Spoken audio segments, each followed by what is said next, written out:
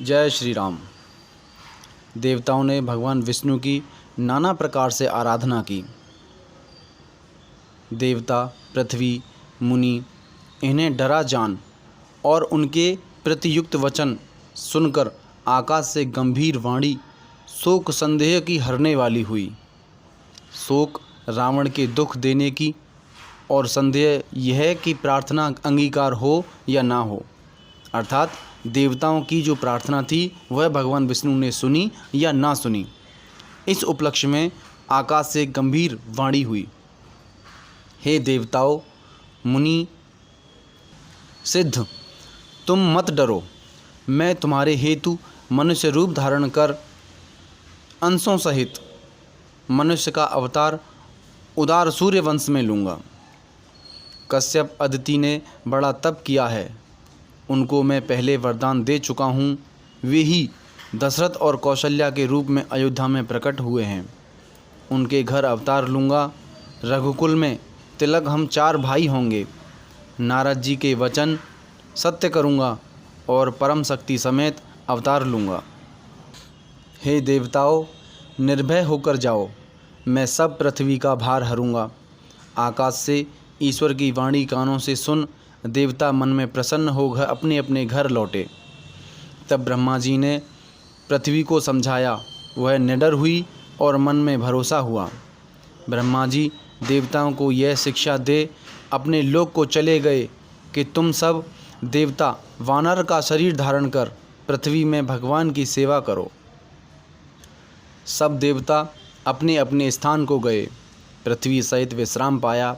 जो कुछ ब्रह्मा जी ने आज्ञा दी वह देवता प्रसन्न हो करने लगे।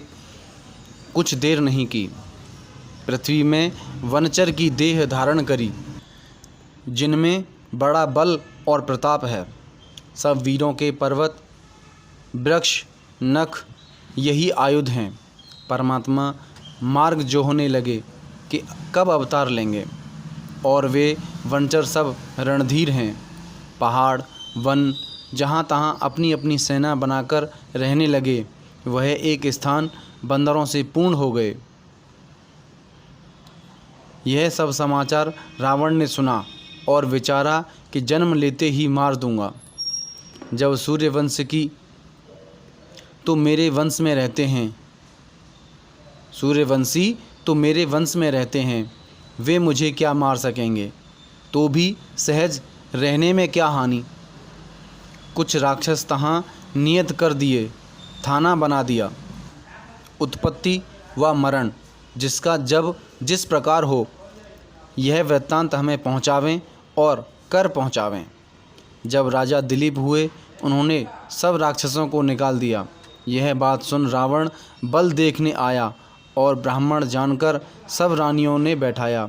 राजा स्थान पर नहीं थे, वे ब्राह्मणों की रोक टोक नहीं थी, इस कारण रणवास में चला गया। जब रानी चरण पूजने बैठीं, तब रावण ने अपना रूप दिखाया।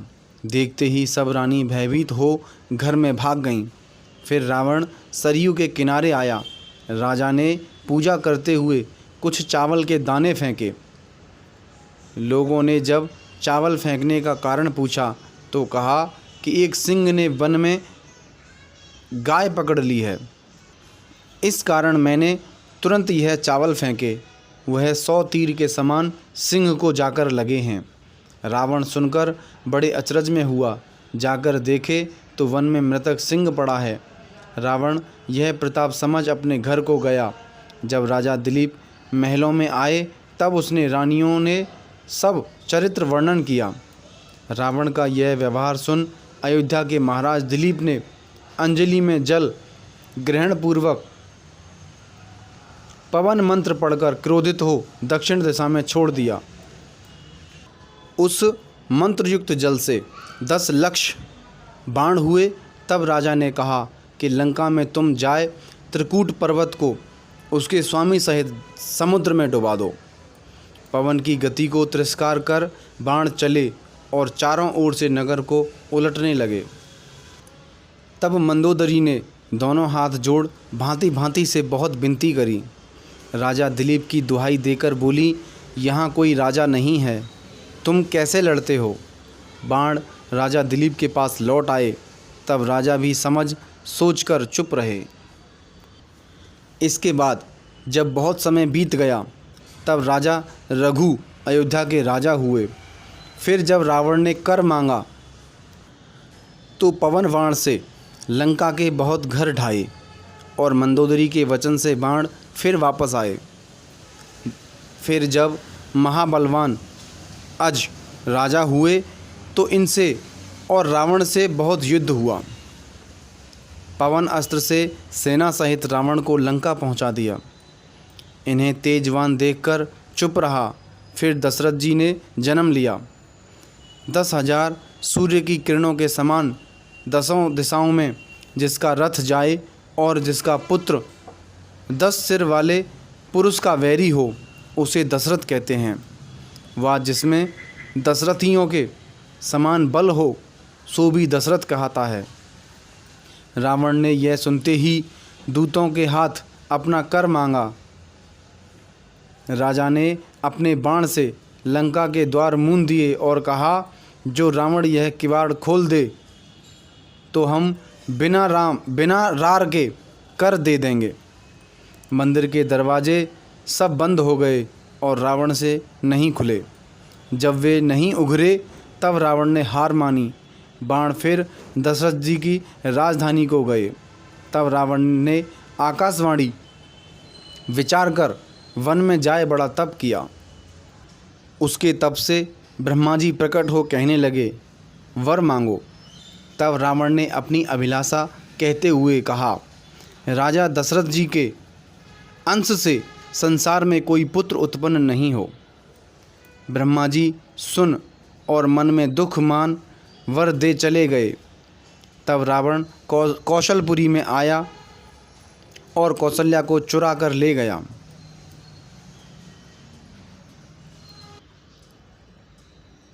और समुद्र में राघव मक्ष को सौंप दी। ब्रह्मा जी रावण का रूप धर वह पुत्री मांग लाए और वन में धर दी। वन में धर के ब्रह्मा जी अपने लोक को चले गए। तहाँ सुमंत ने पट खोलकर देखा। कन्या से कोमल वाणी बोले, तुम किसकी कन्या हो? तब कौशल्या ने वाणी उच्चारण करी कि हम कौशल राज की कन्या हैं। यह नहीं जानती वन में कौन लाया। यह सुन सुमंत मन में बड़ा प्रसन्न हुआ। फिर उसको कौशलपुर ले गए जहाँ राजा के यहाँ रोदन हो रहा था। राजा को जाय पिटारी तथा कन्या दी, जिस प्रकार मिली सो कहा। राजा ने सुमंत से कहा, हे तात तुम कौन हो? तब सुमंत बोले, हे स्वामी सुनिए, एक अयोध्यापुरी के दशरथ नामक राजा बड़े धर्मात्मा सब गुणों के धाम हैं। मैं महाराज दशरथ का मंत्री हूँ। यह बात सुन कौशल्या के पिता अत्यंत आनंदित हुए और बोले कि हम अपनी कन्या का तुम्हारे राजा के साथ विवाह कर देंगे। तुरंत ही नेगी और ब्राह्मणों को भेज दिया। उन्होंने आकर राजा को टीका चढ़ाया। राजा की बारात चली और बड़ी धूम से ब्याह हुआ। विरधासन की चतुर कन्या गर्ग कुल की सुमंत को ब्याही गई। ब्याह करके फिर घर आए और नगर के नर नारी सब प्रसन्न हुए। फिर दशरथ की कश्मीर